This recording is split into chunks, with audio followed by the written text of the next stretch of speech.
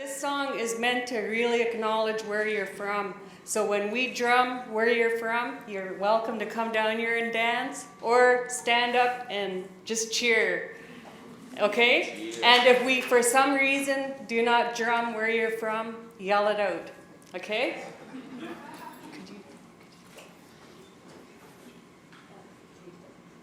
Yes, as my sister mentioned, this song is a way to acknowledge all the visitors from all the different parts of the world or North America. And the whole idea is to let all the other people know where you're from. And so when you hear your city or your country being called out, the idea is to take pride in where you're from. And so usually the people would go, ho ho, and you kind of look around, and that way other people can see where you're from. And so it's a really fun song to do when we have lots of drums, and we only have one drum today. Yeah. And what I'm going to do is I'm going to call out with Suet then first, because these folks are going to show you how to do it. And the other thing, this drum is made out of deer hide. I made it myself.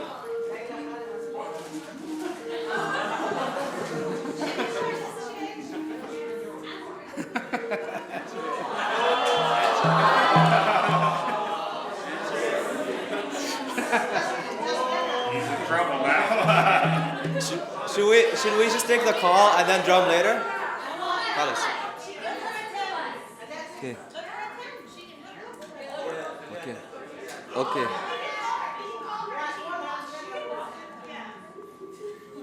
So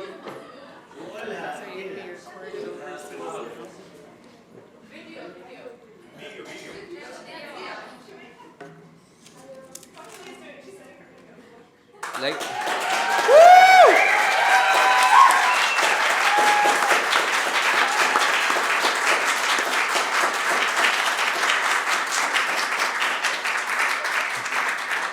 ليلى قبل ما يكون تحكي خطابك في عنا عرض من السكان الأصليين هون في كندا فرح نسمع لهم بالأول بعدين بنروح نحكي معك على سكايب.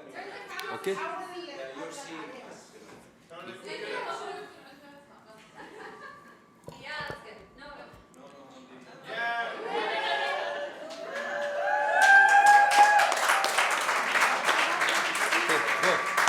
Okay, the other thing, as I was mentioning, this drum is made out of deer hide. And I made this drum last year. And actually, this is the public debut right here, right today. And it can also be used for other things like hockey games. So, go, San Jose, Vancouver, go. Okay, here goes. This for fun, so just remember, take pride in where you're from. Goes.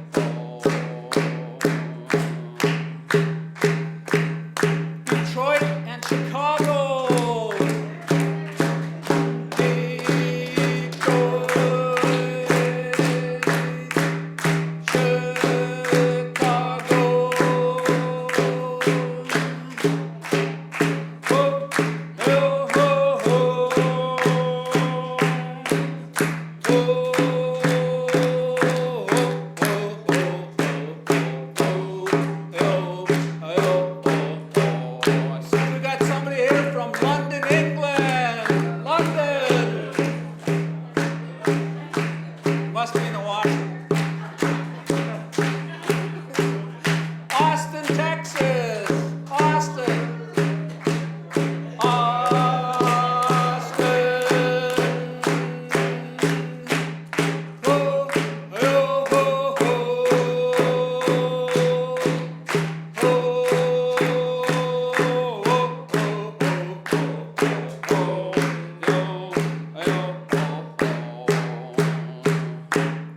Montreal, Canada.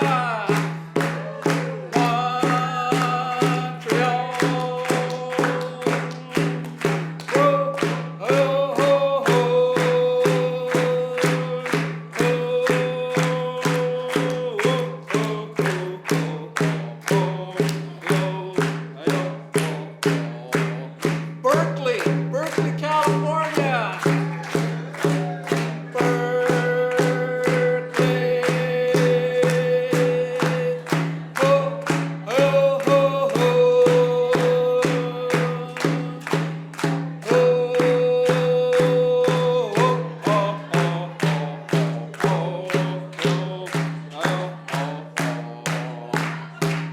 Ottawa, Ottawa.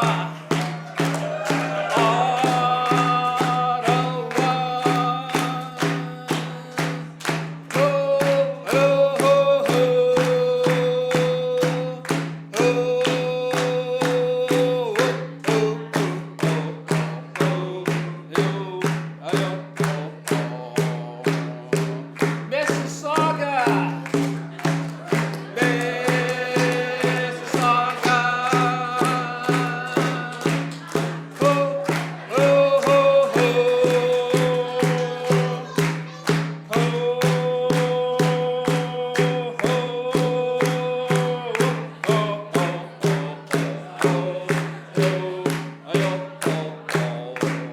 Winnipeg. Must be in the bathroom.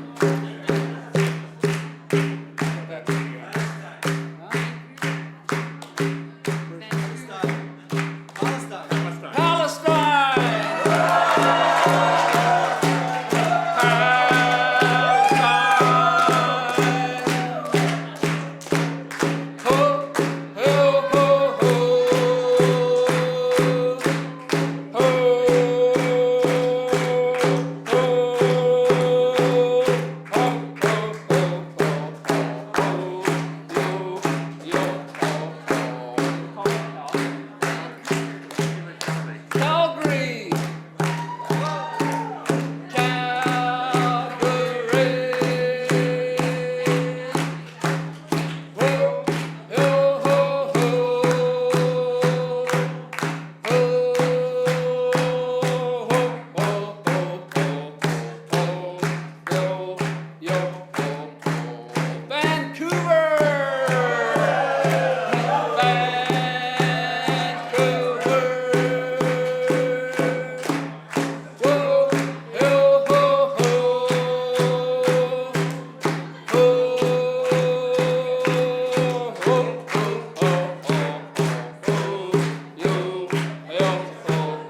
Okay, we'll do one more for the host First Nation. Musqueam.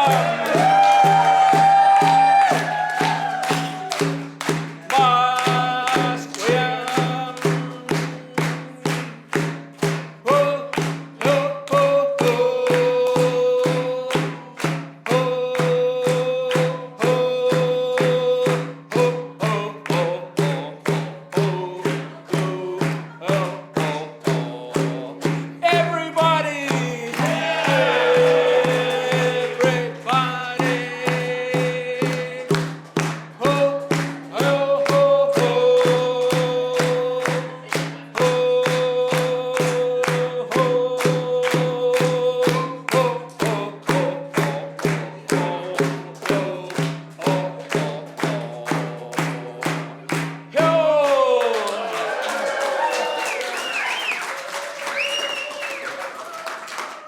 Thank you very much.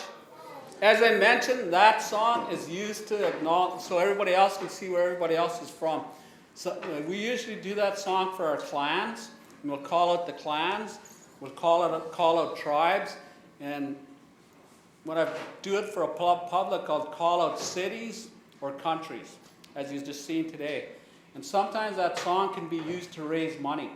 Like if you had to raise money for a certain cause, they would call out, say, one of the clans, and they would literally jump up and they'd hold up their money, and they'd come up and they'd dance. And they'd dance up with it, and they'd drop it right in front of the drummers, and then everybody witnesses that money coming in, and they'll hire somebody to count the money, and they'll present it to the whatever the money's being raised for. So thank you very much. I hope you enjoyed that song. Thank you. So now the moment you're waiting for. We have on Skype a person that the racist and Zionist B'nai B'rith called a convicted terrorist. They wanted to ban her from giving a speech via Skype to our beautiful audience, and several emails and calls were sent to UBC asking the UBC to ban either her appearance or the conference altogether. They said she radicalizes Palestinian Canadian youth, and I want to make it clear, as a Palestinian Canadian youth, I couldn't be happier to be radicalized by Leila Khaled.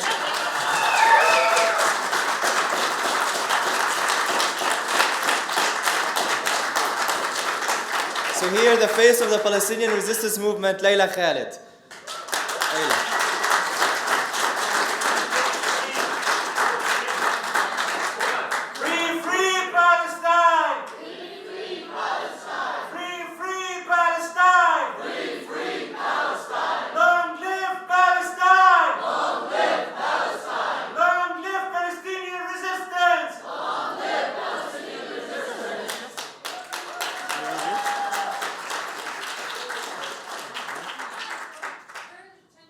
Comrades and friends, sisters and brothers,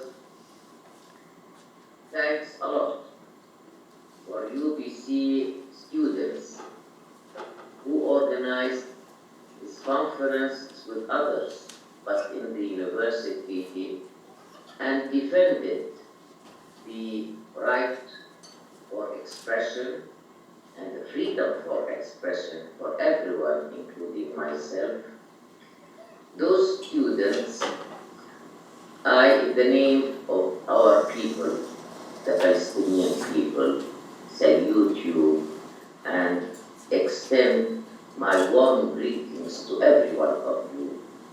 At the same time, thank you very much for giving me this opportunity to speak to the Shatat conference, because we are all in the Shatat.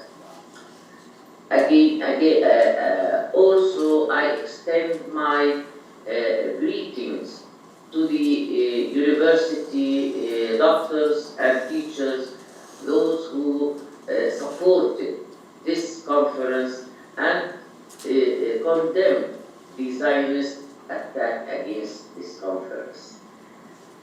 And in the name of my people and myself, I say to them, thank you, every one of them. Also, a very big warm greeting to the natives of Canada, those who raised the slogan and made their organization idle no more. I thank them.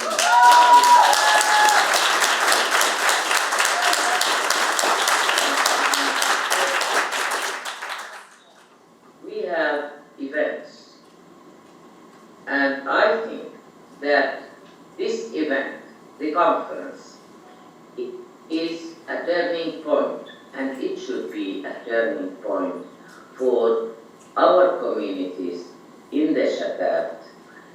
And at the same time, the 1st of May, the Workers' Day, we send a big salute to the workers everywhere, because they are the most oppressed.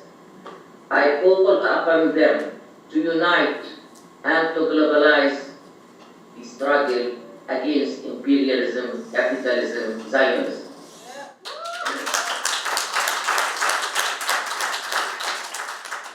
Some 2 days ago, Easter, people celebrated Easter. In our area, tomorrow is Easter because it's on the Eastern timing. I say also congratulations to all those who are celebrating Easter, whether it is in the eastern part of the world or the western part of the world. And I remember and commemorate this day because of our leader, Dr. George Hatch, and Wadi Haddad.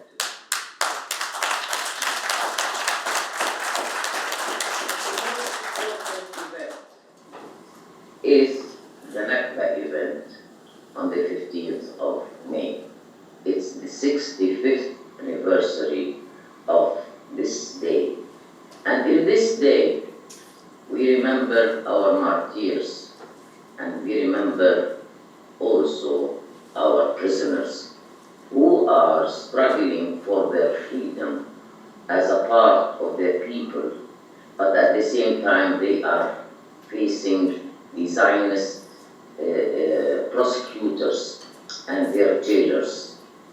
And especially in this day, I call upon you to work and to put all your efforts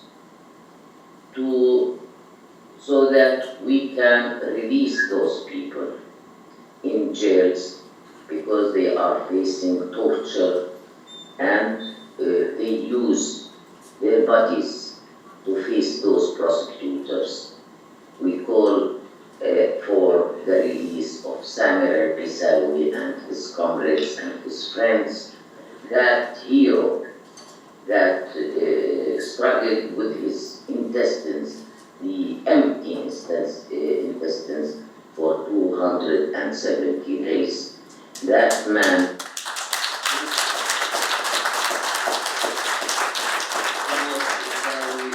represents the will of all the Palestinians. Those Palestinians who have been struggling for their freedom for 1 century. The day of Nakba means to us that never, ever, we will coexist with Zionists. Never, ever. Because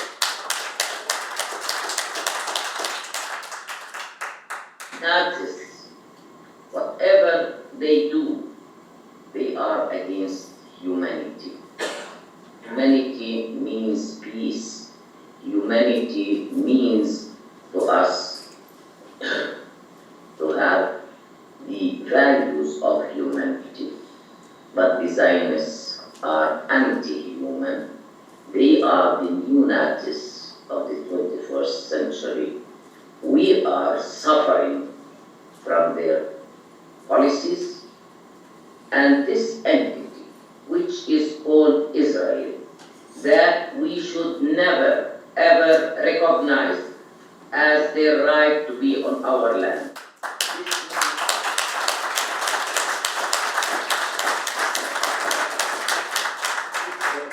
Our efforts, and for every one of us to ask every morning, what have I done to my country?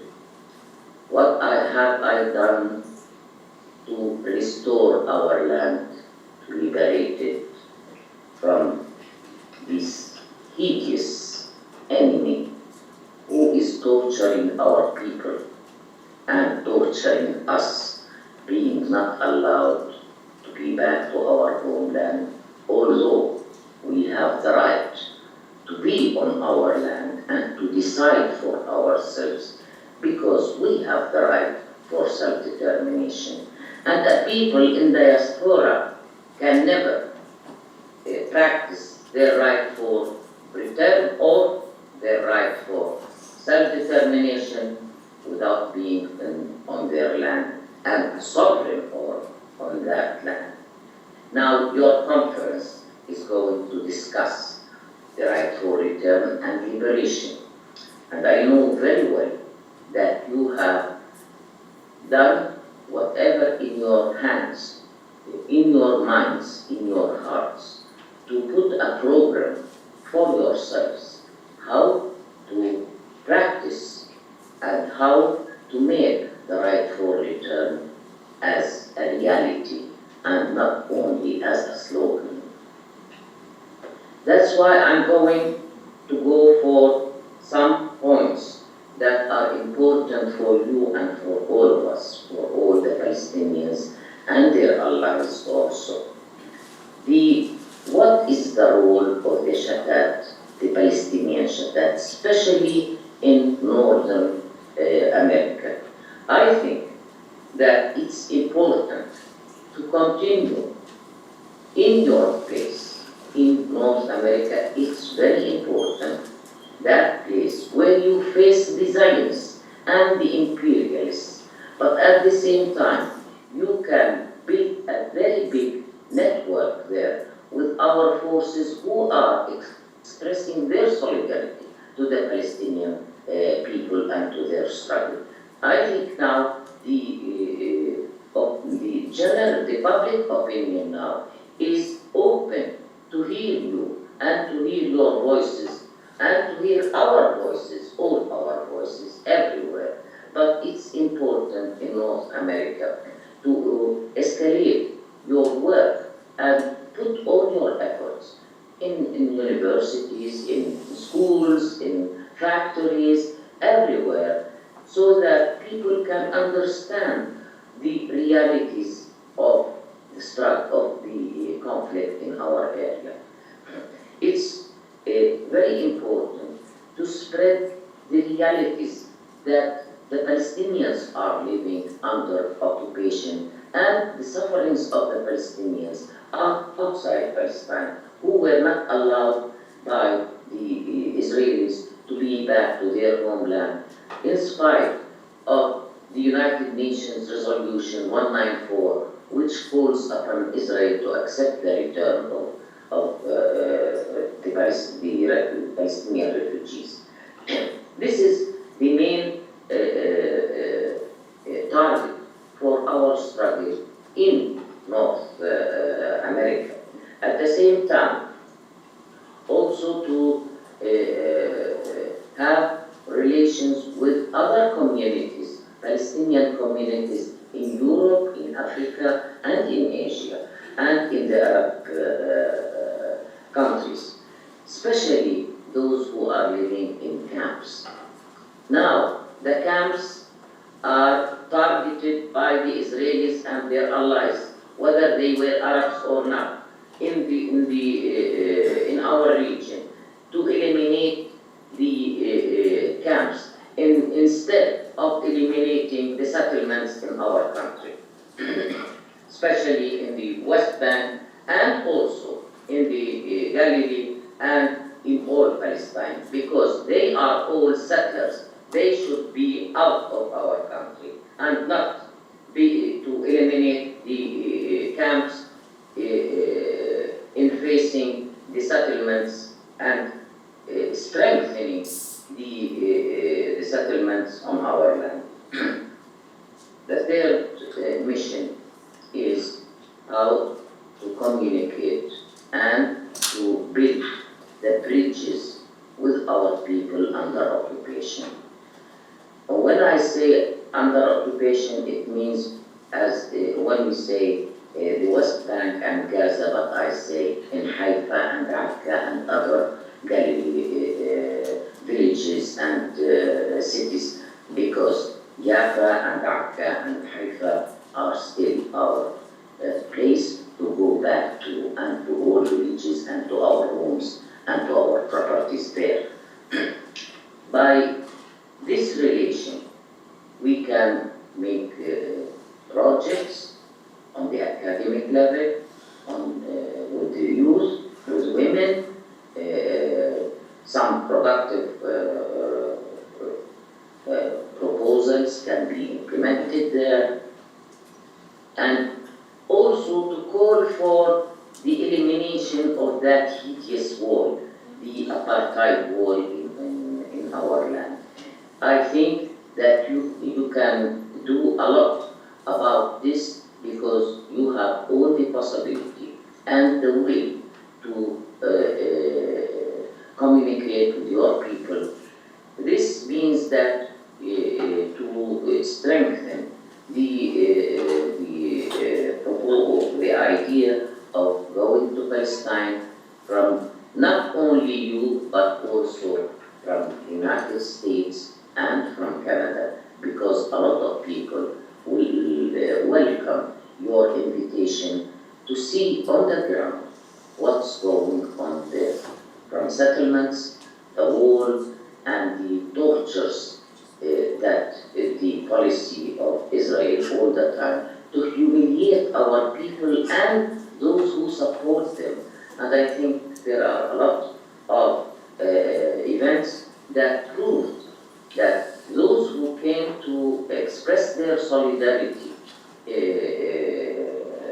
were humiliated by the Israeli police and by the Israeli army.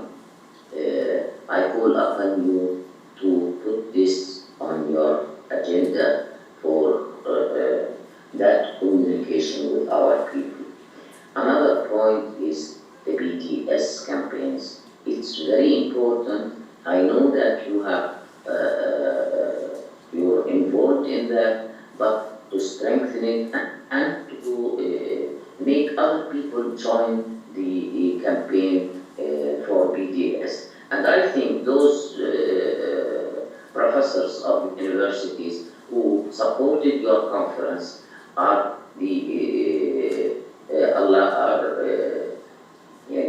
can do also a lot on academic boycott to Israeli universities, as what happened in Britain. And I'm not a teacher, but I like to just remind in this conversation, in this dialogue with you, that it's very important to have relations with parties, civil society organizations, so that we will open the door for all those who would agree with us on our struggle for our return to our Palestine. Second point I want to speak about is about Yalbo. I know very well that many of you have an attitude against Yalbo. This is your right. But let me clarify some points. Through the struggle after 1967 and after the occupation of all Palestine by the Israelis, and through the armed struggle and the Intifada, what did the Palestinians achieve? I think that we achieved the identity, the Palestinians as an identity, and its representative, which is PLO.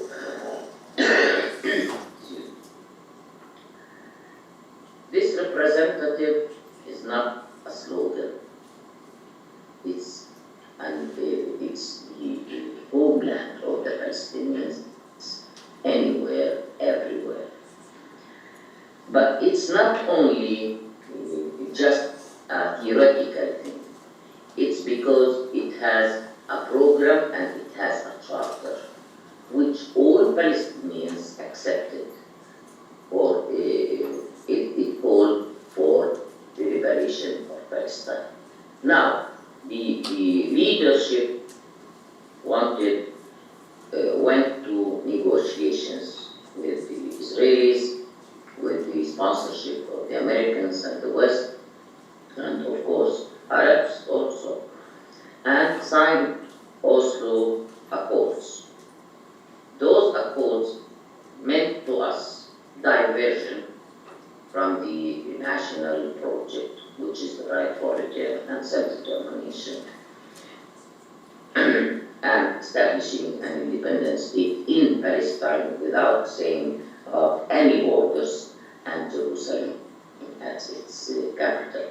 Now, those goals of the struggle, which were all the factions accepted it, and our people were supporting PLO and considered themselves part the people of PLO and Palestine.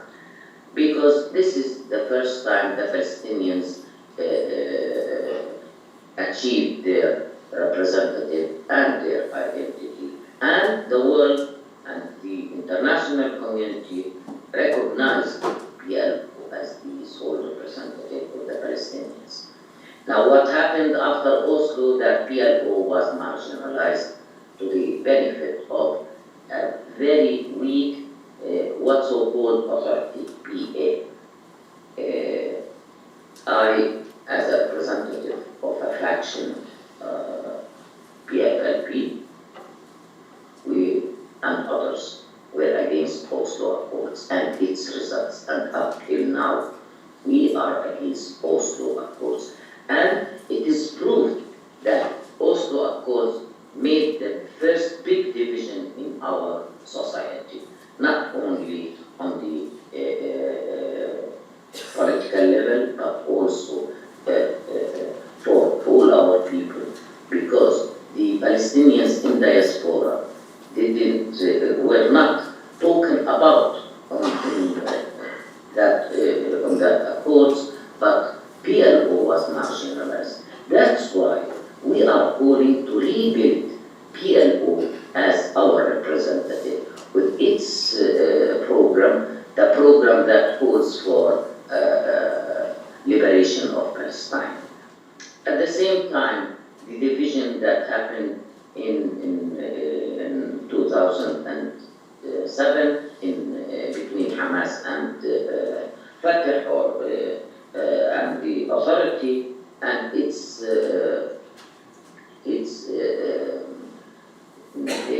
influence, which is against our national project, against our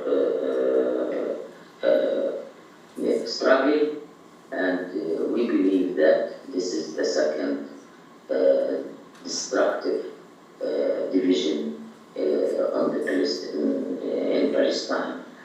That meant to us, we have to restore the reference of the people. This is one thing, and also to restore the position and the role of our PLO. It's not for Hamas and it's not for Fatah, it's for the Palestinian people who paid their blood for it and paid martyrs for PLO to be our representative. It's not the right of any leadership to marginalize or to not to strengthen this reference. Just I want to remind everyone that the Zionist movement, as a reference to all Zionists, they strengthened the movement and then built a state on our expense. Now we are the ones to strengthen the reference so that no authority, whether it's a PA, whether it's Hamas, what it is, cannot do anything without this reference. This is one of the important things that we have to restore it so nobody can play with our future and our destiny as it is now in these days. That's why we are calling for a national unity. A national unity in the stage of liberation means that all factions must have the minimum program for the struggle, but this national unity should be built on resistance and not as playing with words, peaceful resistance or whatever the words that are used. I believe, and a lot of a very important part of our people believe that the armed struggle is the only way to defeat this country.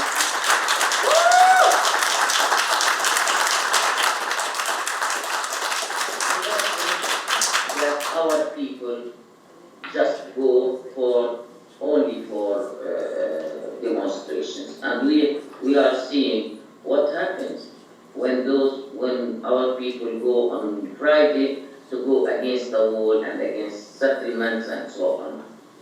The Israelis don't meet them with roses. They meet them with bullets, and they meet them with more and more putting them in jail. I think again and again, armed struggle has been experienced, not only with the Palestinians, but with most of the people who revolted against their occupants or against their oppressors, and they achieved their freedom. So, armed struggle is not a Palestinian invention. The Intifada is a Palestinian invention, the popular Intifada, the stones that were used by our children, women, and men in 1987. This is an addition to the struggle of humanity. But armed struggle is the only and the shortest way for liberation. So let's think of this, because now there are calls for stopping using arms. What are we going to do when they make a Holocaust in Gaza? Are we going to face them with roses or with demonstrations so that the white phosphorus will kill all those who are demonstrating? I think that reactionary violence should be faced by revolutionary violence, and let us not be afraid. They don't threaten us when they say we are terrorists. They are the terrorists, because occupation is the peak of terrorism. So we have to use all the language, but we cannot liberate a land with the language only. We can liberate it.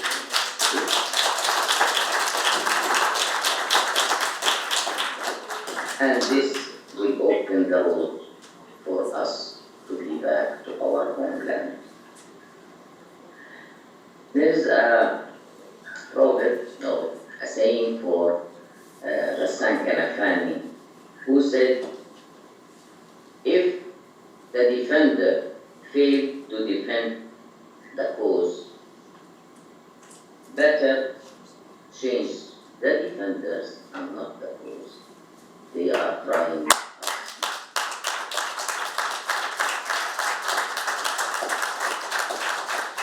Our people did not struggle and sacrifice for two governments in Palestine.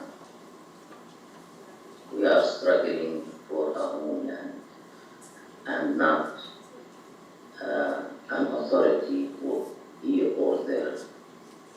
So let's put our hands together, make our unity, and from your conference, you have to send messages to the people, all the people, to the prisoners, to tell them that you are behind them, and to those authorities in Gaza and in Ramallah, tell them, go away, we don't need you. I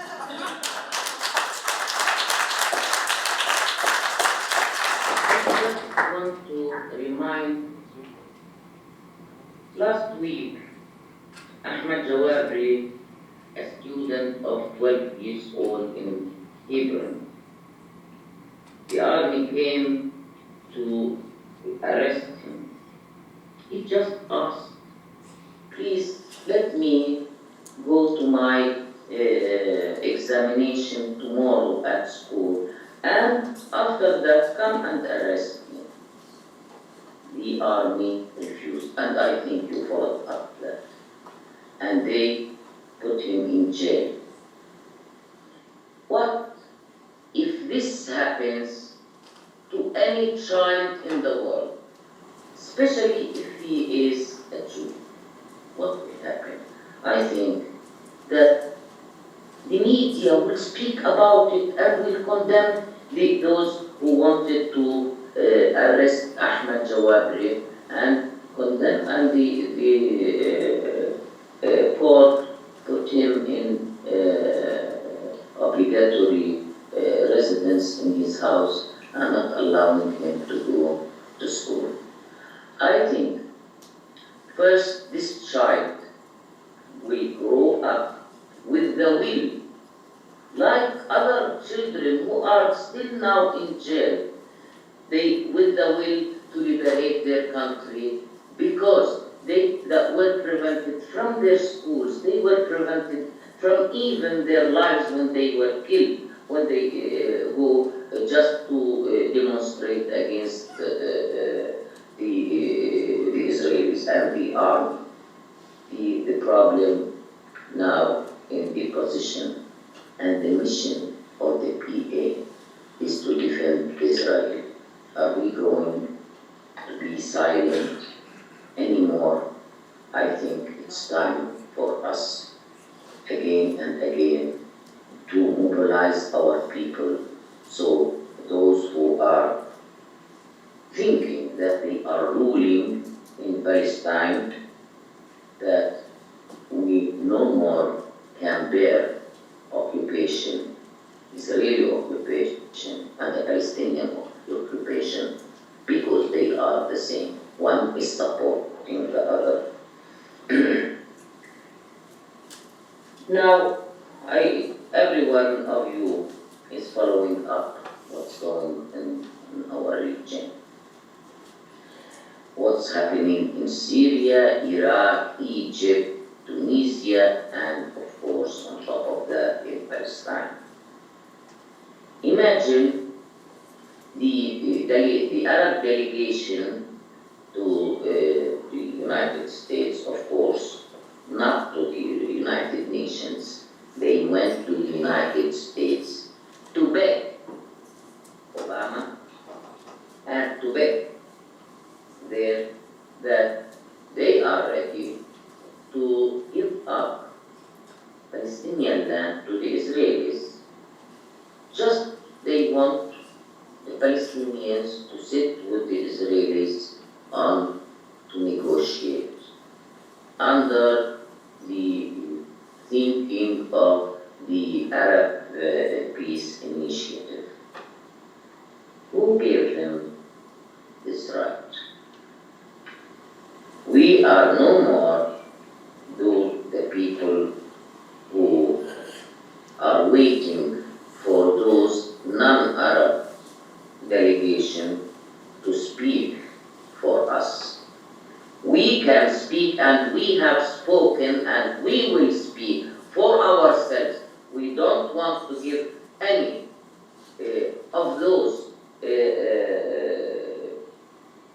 Arabs who are playing the role of the oppressors to their people, and those, especially that hideous one called Hamad bin Jassim, who is just leading them as leading cattle. I think it's important for your conference to express your attitude towards those who want to represent us in spite of us. I from here tell you, we are the ones to decide for our people, and no any other one can decide for us. We can decide by our minds, by our arms. We can reach to our country without them, because we don't need them. We need our masses and the freedom fighters in the world, and they are a lot, and we can do that.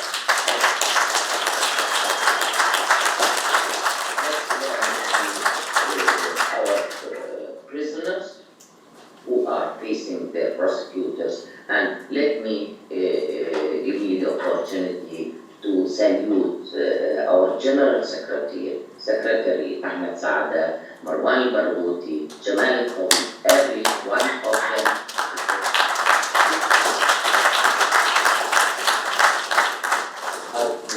In the area, the drums for war is calling their people here in the area are frightened because this war will be a destructive one. All wars are destructive except the wars of the people. But the American administration now is studying it, and their collaborators in the area are doing the same. Israel is the one who wants to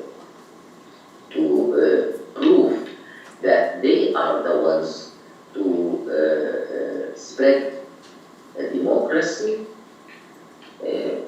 This world now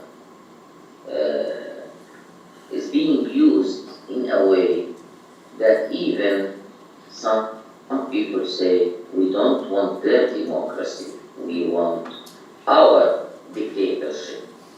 And this means that we are not with the dictatorship, but to choose between the American democracy in our area. We have seen it in Iraq, we are seeing it in Palestine, we are seeing it in Syria, in Egypt, and in Tunisia, and Yemen. We are seeing it in the Gulf area.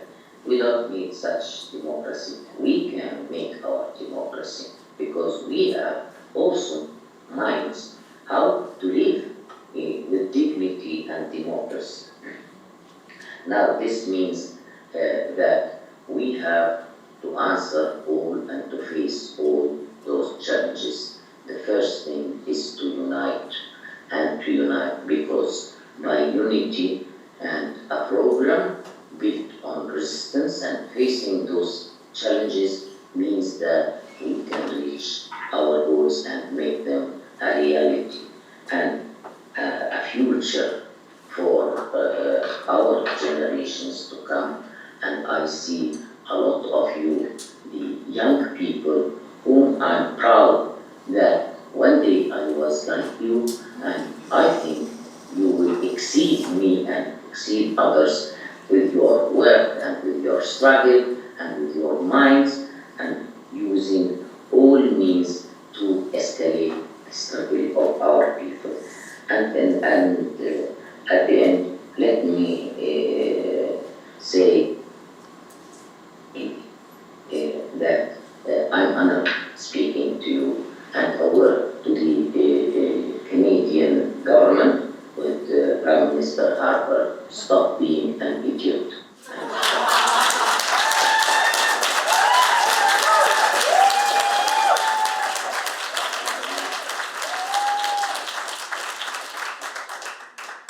You can change things when they see your actions.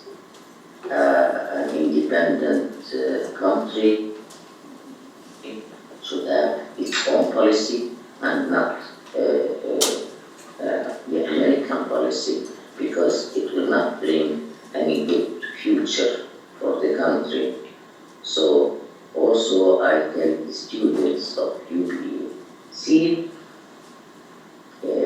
don't forget that to work with your effort to mobilize also the students in this university and other universities to see what atrocities that such governments do. At the end, thank you very much.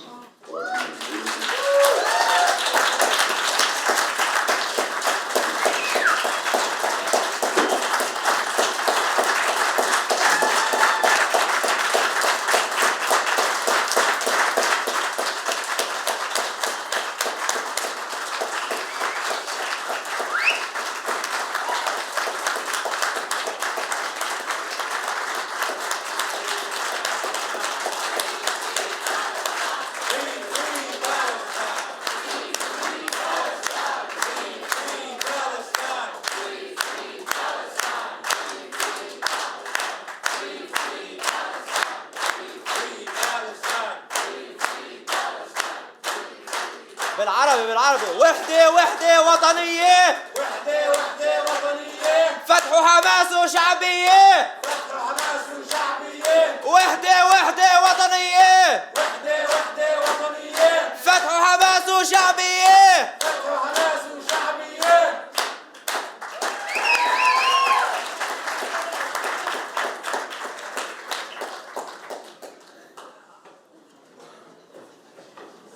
Thank you, Leila. That was really, really good and very, very inspiring. How many of you have been radicalized? Whoa! I hope all of you. Her message was really, really inspiring and really good. And I hope she's right. I hope we can accomplish in the future more than our inspirers have accomplished in the past. Thank you, Leila. Bye.